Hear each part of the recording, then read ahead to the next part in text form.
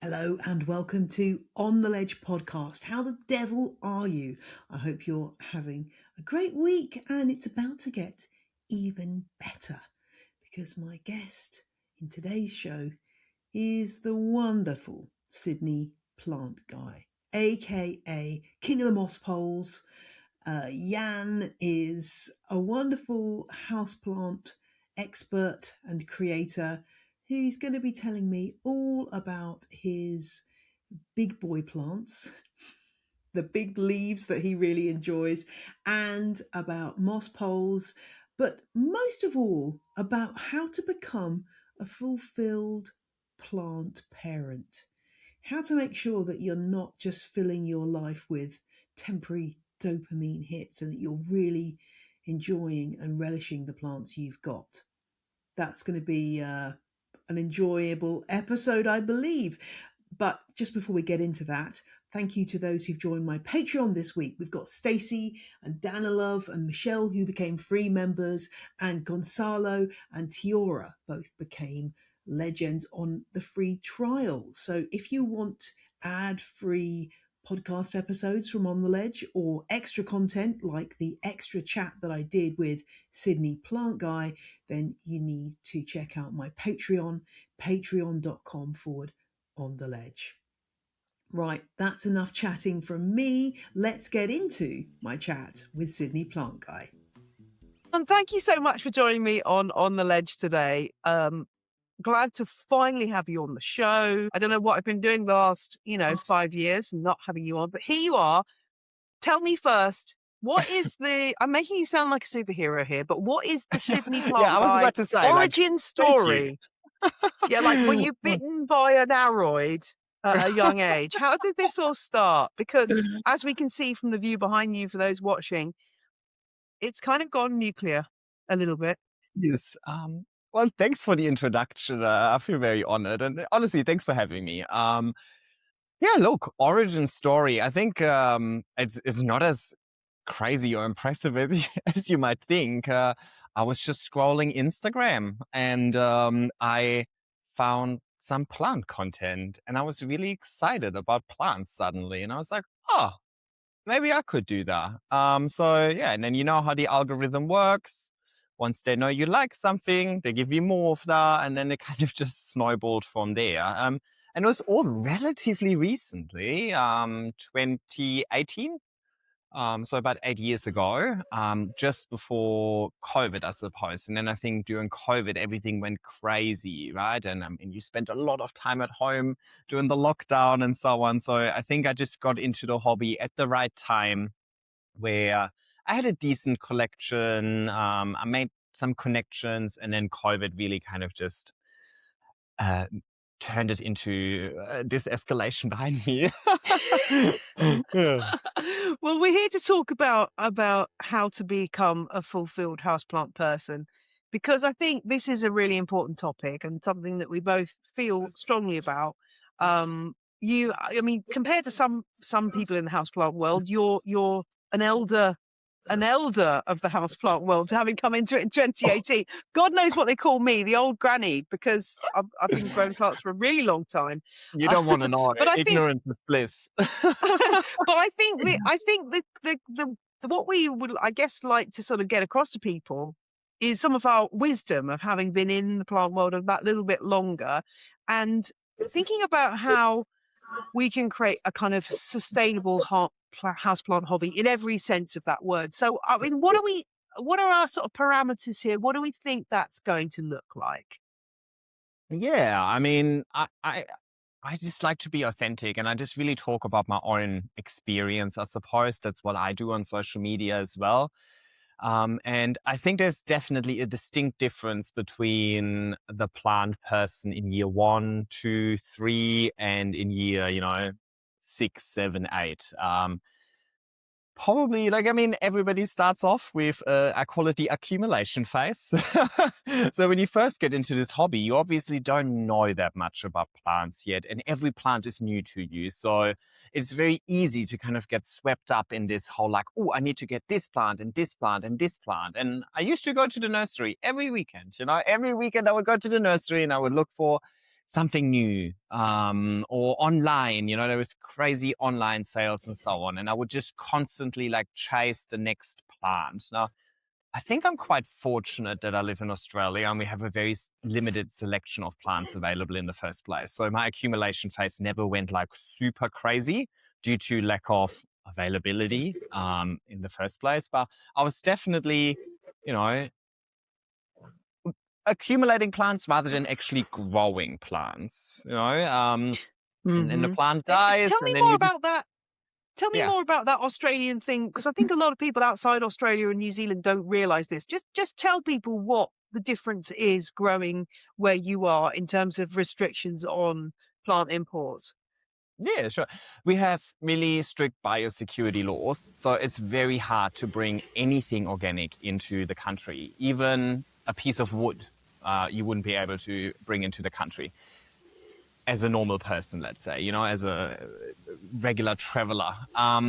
There are obviously ways for us to import plants, but it needs to follow really strict biosecurity guidelines. So you have to quarantine plants. You can't do that yourself. You need to do that with an official agency. That's obviously really costly, and the chances of your plants surviving that isn't necessarily super high. You can do it on a larger scale. If you're like a bigger importer or grower, then you can do it on a larger scale. I visited a grower in Melbourne, for example, who has one dedicated greenhouse for imports. It's sterilized, double walled, insulated. The government needs to like sign off on that, and then he's allowed to import and quarantine plants in his own greenhouse over there. But let's say for the average person, that is just way too much trouble. You know what I mean? Like you have to be like really, really hardcore to want to go through this sort of process. And then obviously it's also very costly and quite risky. So I suppose when you first start off with plants, you have so many skills to learn. Importing them is not necessarily like your priority. So, Yeah. for the average Joe During like COVID, me, I used to get yeah. contacted by people during COVID being like, "Oh, I've just started growing Hoyas and I found this like Hoya supplier in Thailand and I want to import." And I'm just like, "No, you've only been collecting plants for 5 minutes. They're going to turn up dead." Or even if they don't, like you don't.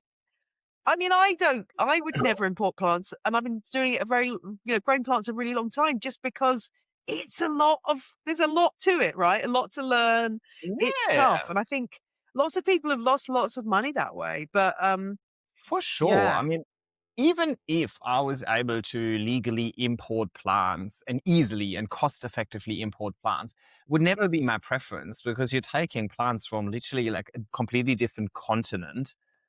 Like the shock that these plants go through, getting used to your conditions over here, um, is going to be quite drastic. So I would much rather get a plant that was already grown here, because I Mhm. feel like I'll have much better chances of it actually surviving and looking good, as well.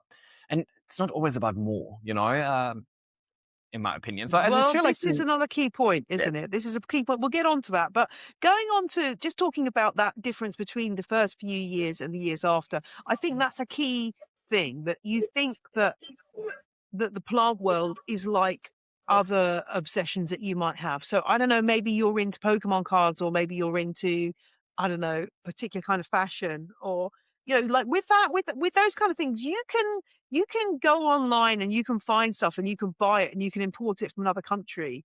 But that Mm. element of plants actually being alive is really serious, right? It's and it Yes. doesn't always go according to plan. The Pokemon card's going to turn up, and most likely it's going to be fine, even if it's Yeah, stuck in customs for 2 months.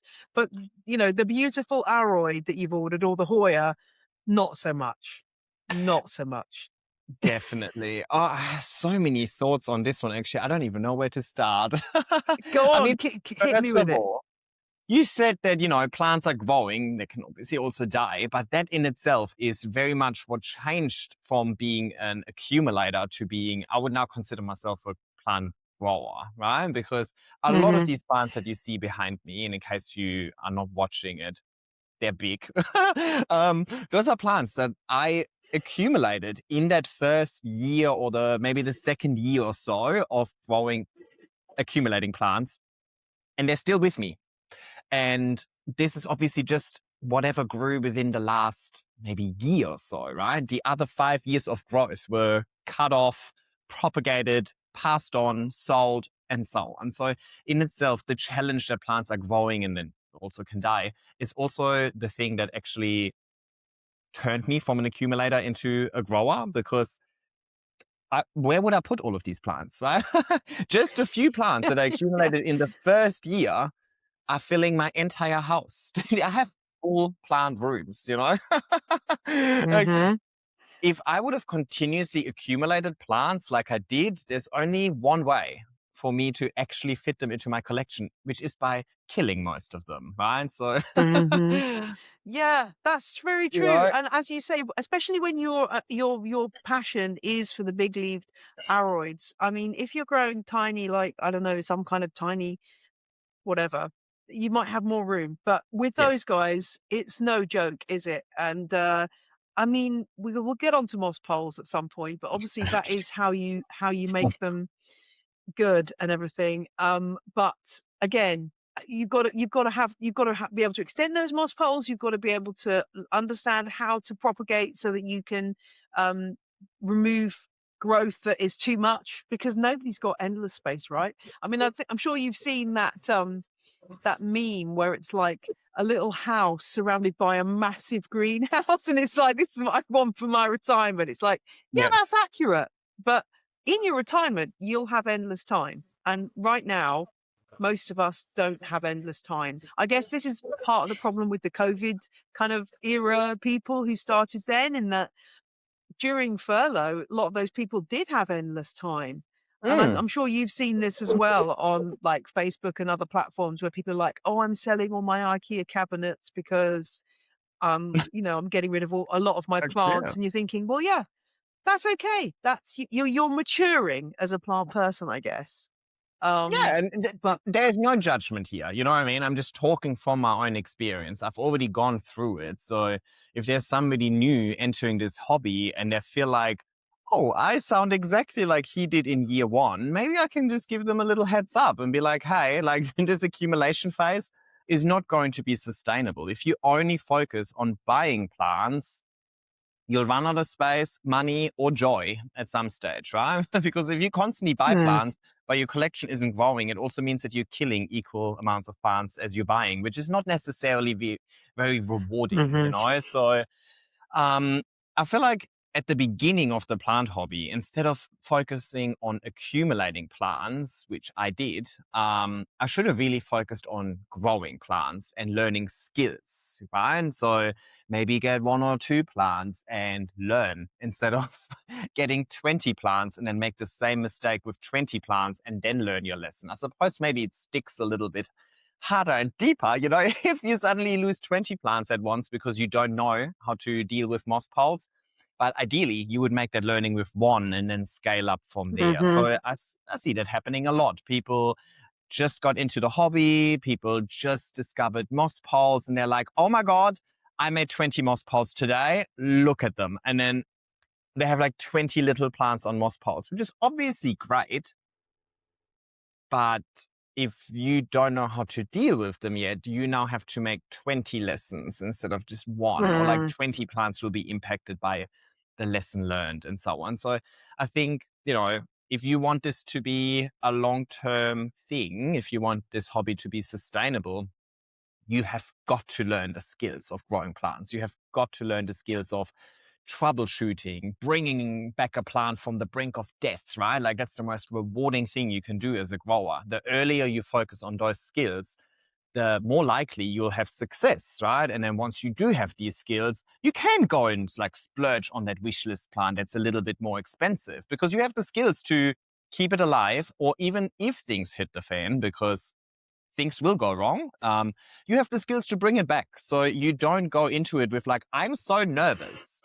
It's like, if the plant Mhm. purchase makes you equally happy and nervous at the same time, then it's probably not the smartest choice, because you probably don't have the confidence to keep it alive just yet. So yeah, I suppose I learned that in year 3 or so.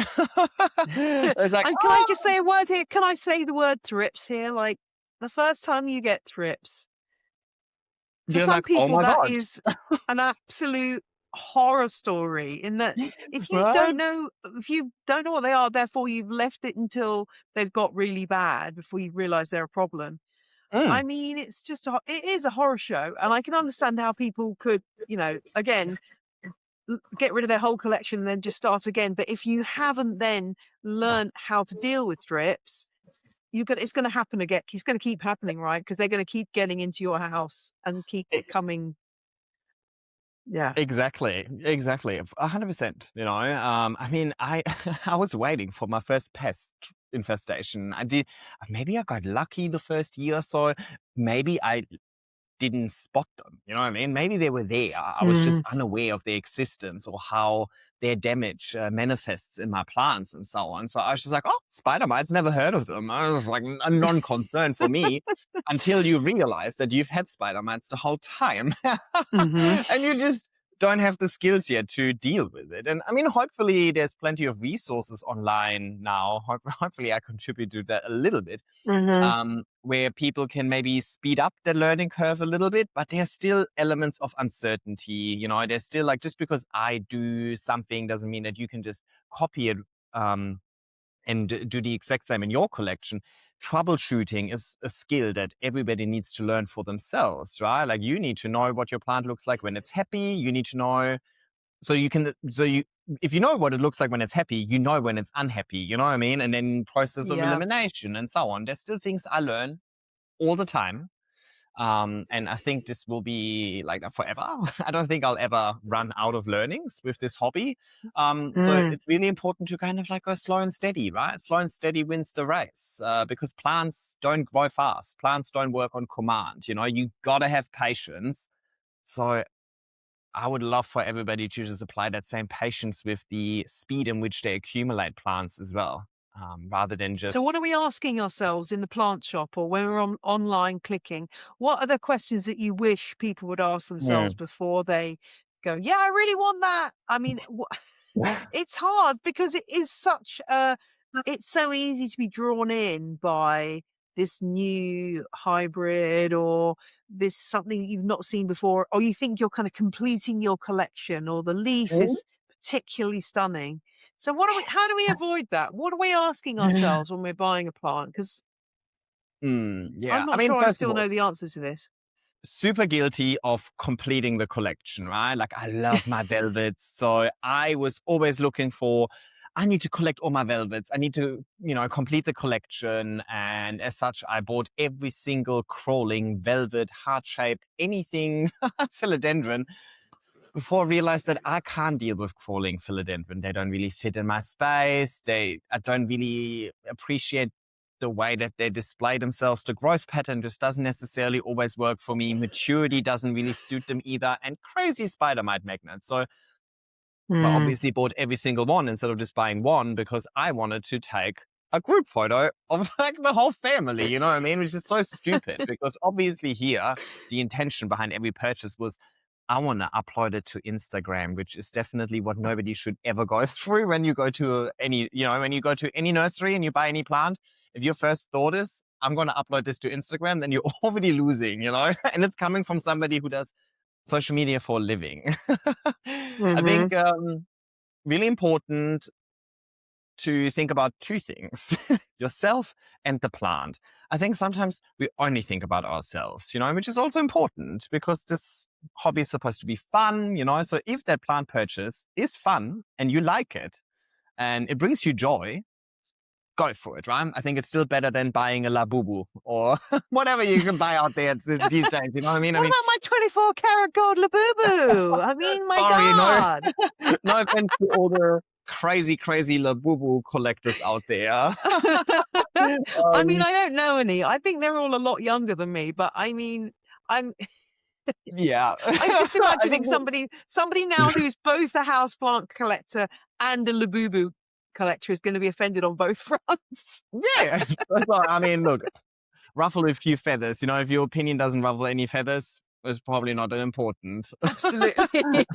But yeah, obviously, think about, is it bringing you joy? And is it bringing you just joy in this moment? Like, is it literally about the act of getting the plant, or would you actually like to grow the plant? Because I reckon in 80%, maybe 75% of instances, you just enjoy the act of getting a plant. There are many, many plants that I got where I enjoyed the purchase. I enjoyed the shopping experience. I enjoyed the trip to the nursery with a friend. You know, I enjoyed the, oh my God, I have it in my collection, that moment. And as soon as I got home and I put it in my collection, I'm like, okay, next, you know. So are you really, are you buying it for the sake of the getting, or are you buying it for the sake of having it, right? So I think that already eliminates majority of the really bad plant purchases. Instant gratification. If you're after instant gratification, this is not the hobby. Yeah. This requires patience, consistency, and so on. So apply that to the same journey when you go shopping. And then secondly, think about the plant. Do you have the environment to offer this plant that it really wants? You know, what are the chances of this plant actually having a good time in your place? Just because you visually enjoy this plant, or because you've been told that this plant is the new trendy thing or whatever, you know. I mean, I'm sure we're going to touch on that in a sec as well. Just because the plant might, in theory, be good, is it actually going to have a good time in your place? Do you have the humidity to offer? Do you have the light? I mean, light is the main thing that most people struggle with. Do you have the conditions to offer this plant that the plant would actually enjoy? Because why would you buy a plant that is just barely holding on for dear life if you can buy a plant that could be thriving in your environment, right? And so I think we often forget to think about the plant. We're so focused on ourselves and what we like that we don't really think about if the plant likes us back. Absolutely, yeah. And some of the plants that are really, really popular are not that easy. And that's the reality, isn't it? That we have to say to ourselves, like, okay, I'm in you know, a place with tiny windows, low humidity, and then I've got to try to work around that because there's no changing that environment, is there? Right. And other than obviously you can introduce lots of grow lights, but can you afford that? Does it work with your surroundings? I mean, there's so many different factors. There's also a really steep learning curve to go into. As much as I was accumulating a lot in the first 2 years, I actually only got my first grow light, I think, in year 3. I only got my first anthurium, I think, in year 3 as well, you know? So I was very much like, I was accumulating, but I was still kind of slowly building skills. I definitely had more casualties than I had to. It could have gone even slower, but not to the extent that I regret anything that I've ever done in my hobby, right? So I think that's Was why I'm it? so. Did you start off like so many people with buying like really beautiful calatheas from big box stores? Like, oh my gosh, look at this Oh my God, beautiful oh my God. peacock plant! This is so amazing. Oh, And then it's just like, oh, it really doesn't like me, or it yeah, really doesn't like my house. And then, oh, the tragedy of that. How yeah. many millions of those plants have just gone to die? Like, I always look at those plants and just think they're going to die. But Yes. especially sold from a big box store where you're not going to get any kind of advice or help or guidance in terms of, right, look out for these things. At least if you're going into a specialist houseplant shop, hopefully they're going to give you some solid guidance. But Mm, yeah, I think yeah. that's such a common pattern, although maybe slightly short circuited by Instagram because people are probably looking at, all kinds of accounts, not just you, and seeing plants on there and going, oh, right, well, I'm not buying those big box calatheas anymore. Go I'm going to straight buy for the. a melanochrysum or something, or, I'm going to, something that they've seen online and just think, oh, this looks amazing, and probably does look amazing. But yeah. In Yeah, theory, it's but is it really going to have a good time in your house? Are you going to have the skills yeah, to make it thrive?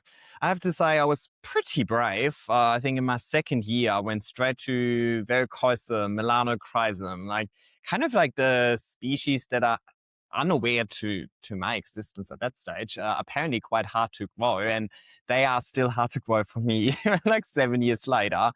They look okay, I suppose, but it is 7 years of growing them. You know what I mean? Like that did not yeah. happen overnight. That is not instant gratification and so on. But yeah, in the first year, definitely the big box store Caletheas, so many alocasias.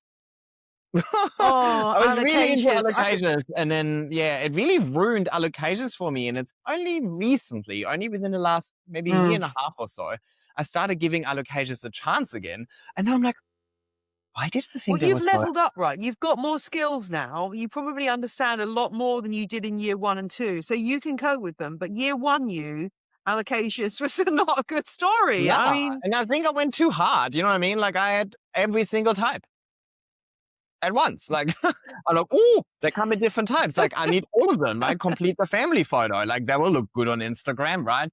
And now I'm just like really slowly introducing some of the plants back. And I actually really enjoy getting the same plants that I got back then again, like Marantas. I got a pothos the other day, you know, like a traditional devil's ivy, because I was like, you know what? I don't actually have one. I don't like, yeah, why not? yeah, why Let me not? grow a devil's ivy. You know, I haven't gone any Caletheas yet. I'm not that I'm not that adventurous, but I'm slowly getting some alocasias back, Marantas, you know, like some real classics. A philodendron micans I bought the other day. I'm just like, I actually just want to see how these plants that I initially killed, how I Yeah. could grow them now that I have a few more skills. So I think for me, it's way more about perfecting my craft as a grower than Yeah. accumulating the rarest, most expensive plant that nobody else has that holds on for like one leaf in this grow tent that's Oh, in your garage. the sad one leafer where you're just like, oh God, Mm. like I've been through that so many times with plants and you just think the final, and then the final, one day you come in and the final leaf's just gone. It's I have like, one leafers. I do have them, but the yeah, intention is to get them out of that stage, you know?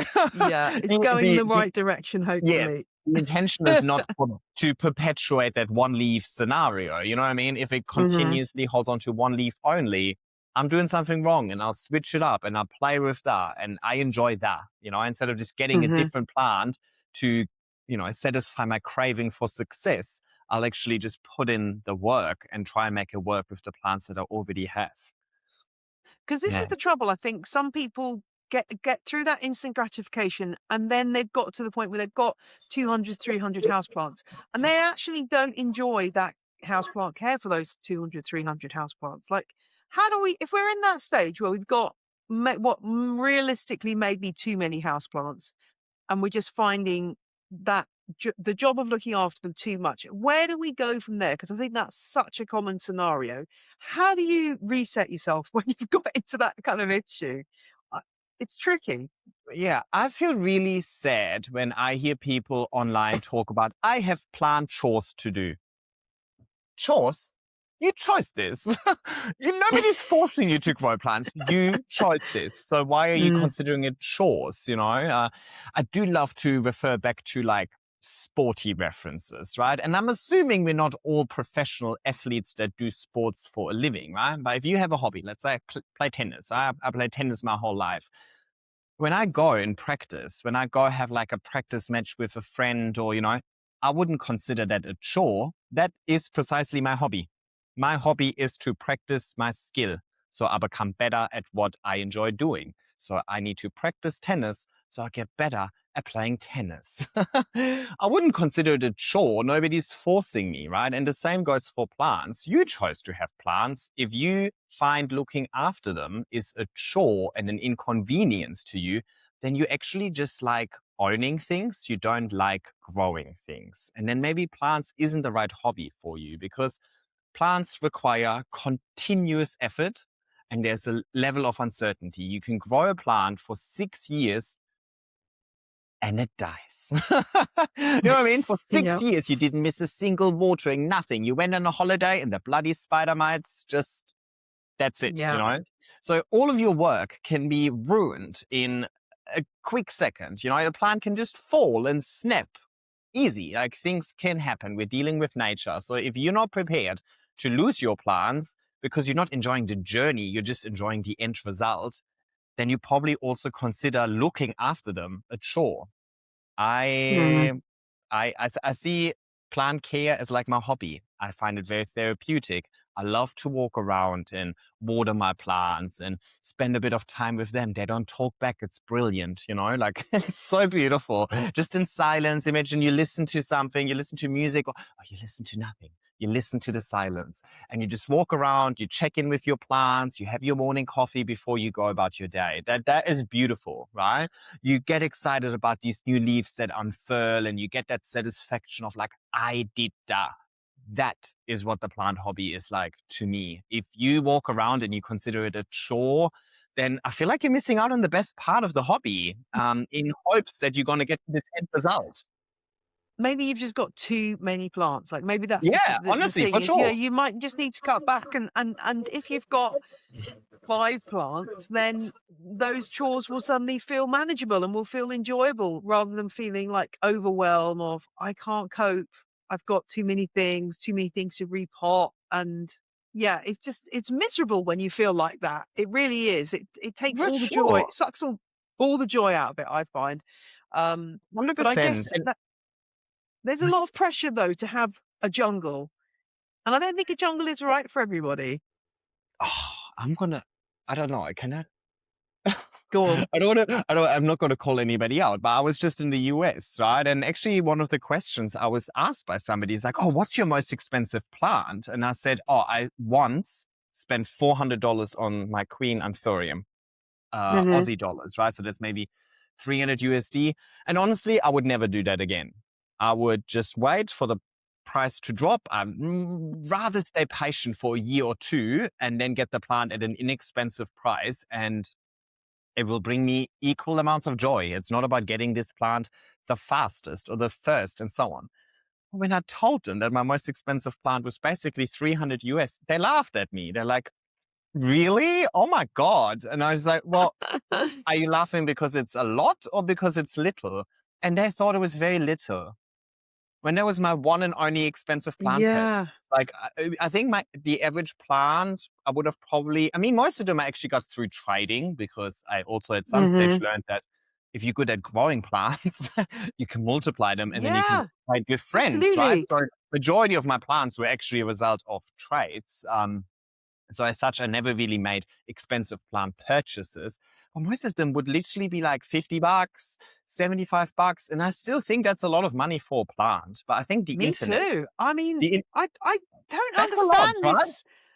Is it a US thing particularly? I'm not sure it is. I think I see it here in the UK as Heck well, no. where there's some kind of like the value, the monetary value of the plant is a reflection of the worth of the plant, which sounds like a stupid thing to say because of course it is. It's the market value, but it's kind of like, well, I believe that your £25 or dollar plant could be just as interesting. Like there are some really rare plants that I've bought very, very cheaply because they're not desirable in the market, but they're very rare and interesting to me. So this idea that, as you say, like, I don't know, I just find it really strange. I can't get my head around that. I mean, like you, all my plants have come more or less from swaps. Like, if I've got Hmm, anything rare, it's almost always because I've swapped with somebody.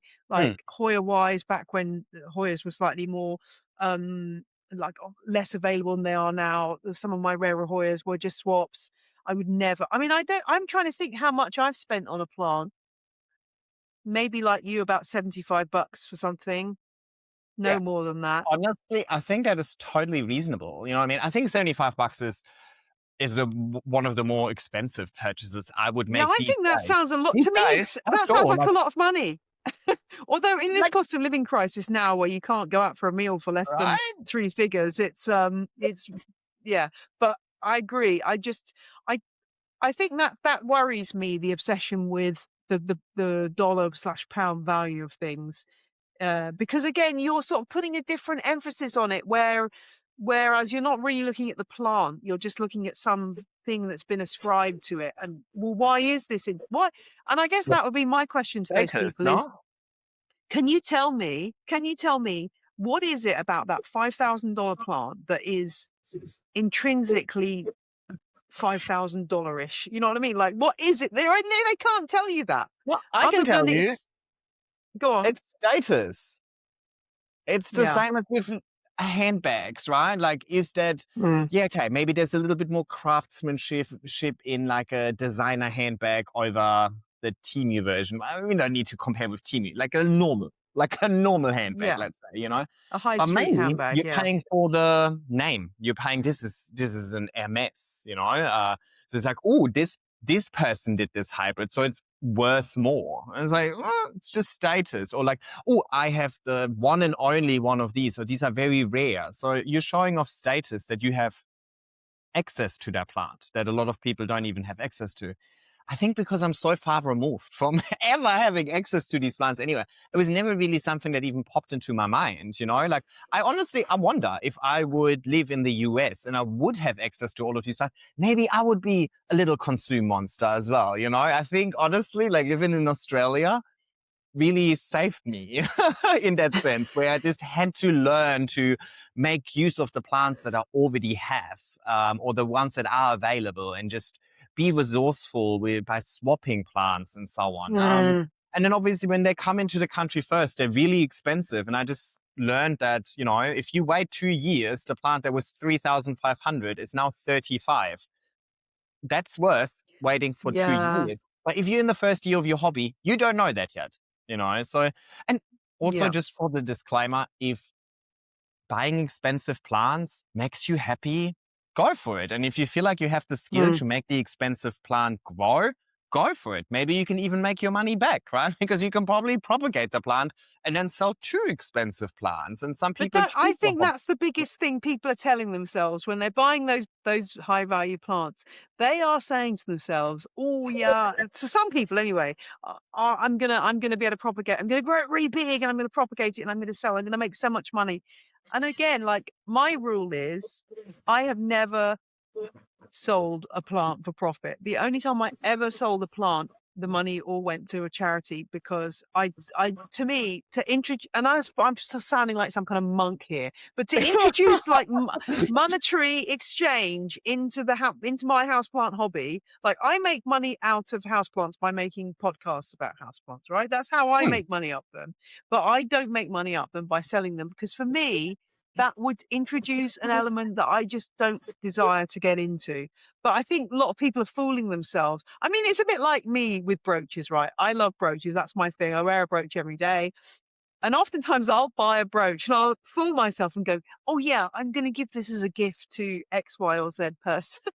I'm not going to give that as a gift. I'm going to keep it for myself. That's the reality. But I fool myself.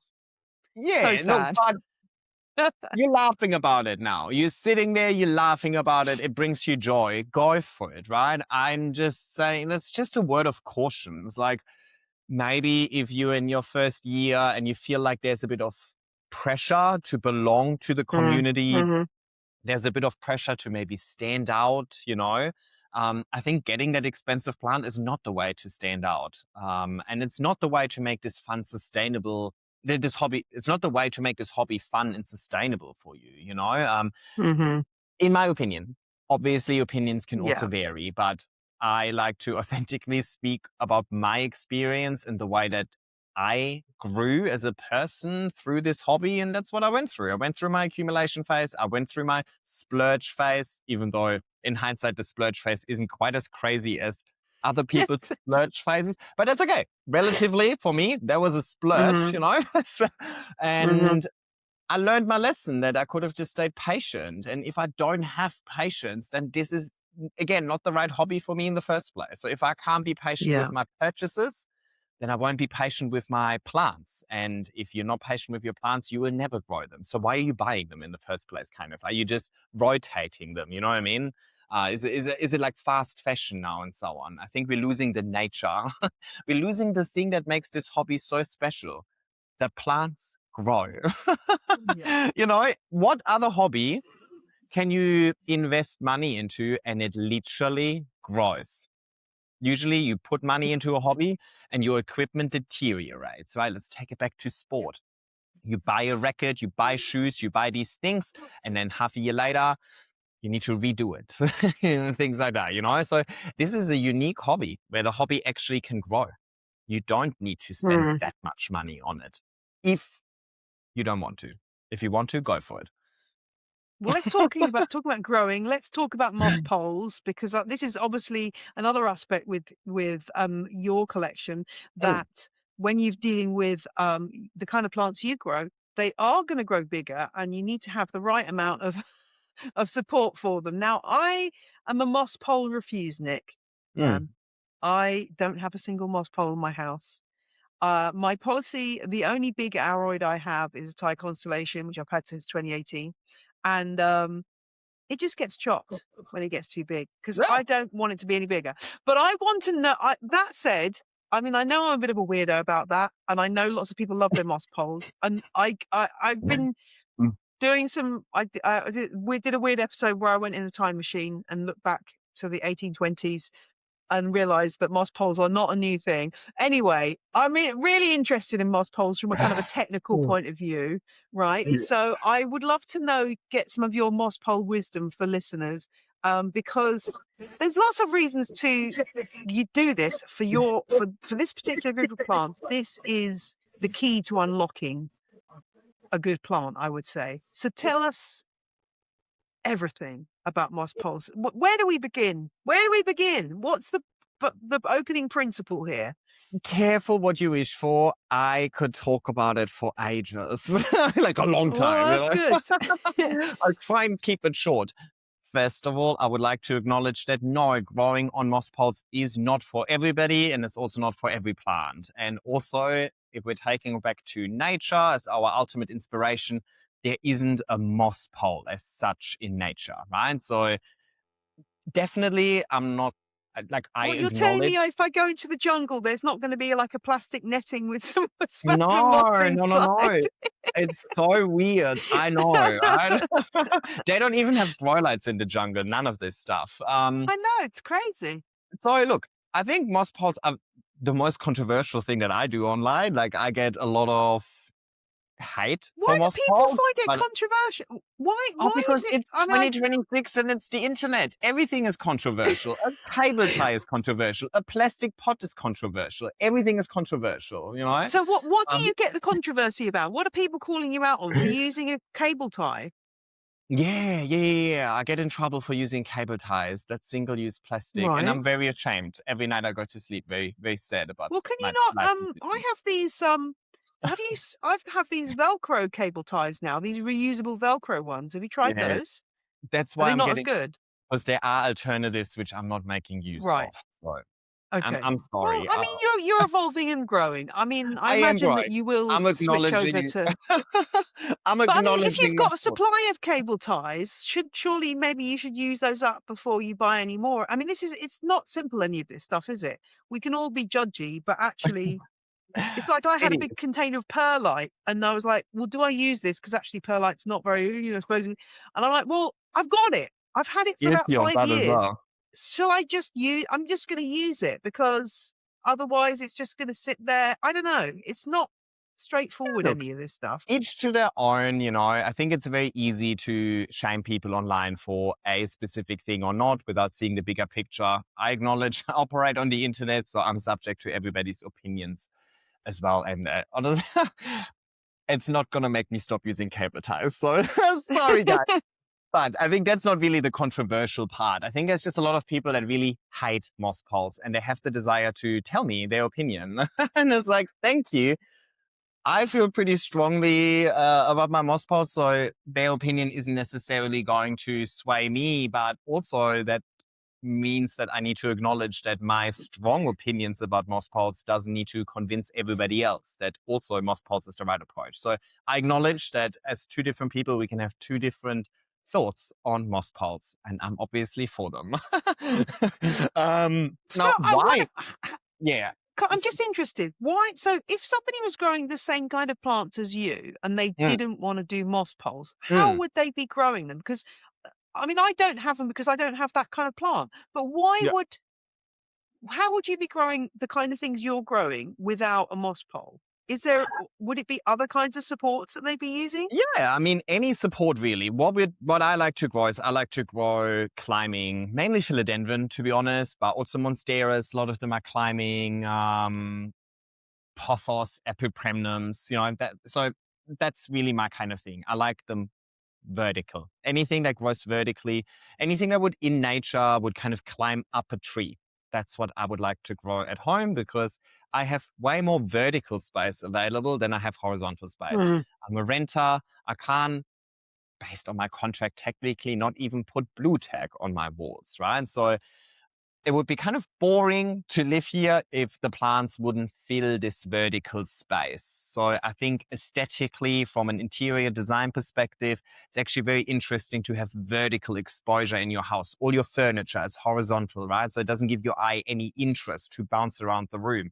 Once you put something vertical in the room, it really changes the whole aesthetic of the room. So I very early on learned that I like vertical growing for the aesthetics, but also because it enables me to actually get the most out of the plant. I'm a relatively ambitious person, I'd say. I've grew up playing sports my whole life. So I feel like with that, you naturally kind of become quite ambitious. Maybe I was just born that way. So I like to see how far I can take it, right? So I really, once I discovered moss poles, I stopped just accumulating plants and I really focused on plants that truly bring me joy because they are exciting to grow. I love getting a really small plant, inexpensive. I put it on a moss pole and then I let it climb vertically um, until it matures. And as part of that, that could be take 3 years, 4 years. Sometimes it's a bit faster and so on. And as part of that, I see the plant going through changes in color, leaf shape, fenestrations, size, obviously, and so on. And that's interesting to me. Once the plant is actually mature, and now I'm just perpetuating the same leaf over and over again for years to come, it's kind of less exciting. So moss poles really enable me to do this whole journey of a plant that would climb up the tree in nature. But obviously, I don't have the conditions to offer that the plants would have in nature, and I definitely don't have the space available. These plants still need to fit through the doorway, so I can take them on my balcony or my shower, clean them, and so on, right? So it's also I need them to stay manageable. And also leaves don't look pretty forever, right? So if you would have a 5-meter moss pole, the bottom 3 meters would probably be bare. And everything is just happening up there. So that's not necessarily going to give me that sort of living artwork fantasy that I live for. So I noticed that, okay, a support is great because it mimics the tree in nature. So you could do that with anything. You could do a piece of wood that's, to be honest, the truest to nature. Piece of bark, right? That's what they would grow up in nature. So obviously that would make sense. You can have a trellis. I see people use felt. You can have the cocoa coir poles. Any sort of support that mimics the growth pattern, or like it signalizes that vertical growing to the plant. You're going to grow it in line with nature. Happy days. Your plant has the potential to now mature and it will size up. But what do you do when it reaches the top of its support? What do you do when it physically outgrows your space, your ceilings, right? Now what? So if you grow it on, let's say, a piece of wood, you now need to propagate your plant. To propagate the plant, you need to get it off that bloody piece of wood in the first place. You'll probably rip all of the aerial roots in the process of ripping it off the wood. Then you need to propagate it. While you propagate it and the plant focuses on root health, the plant will probably abort a few leaves, so it won't really look that good in the meantime. And then once it has reestablished a root system and is finally ready to grow leaves again, the leaf size will be significantly set back.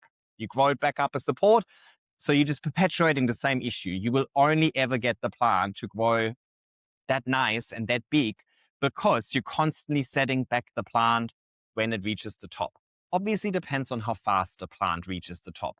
Your Thai con, for example, grows with very small internodal spacing. So even I have one that is 5 years old and it's only really climbed 30, 40 centimeters or something like that. So that's not fastly outgrowing my vertical space. But with some of the plants behind me, I would have probably cut these back 5 to 6 times, probably on average once a year.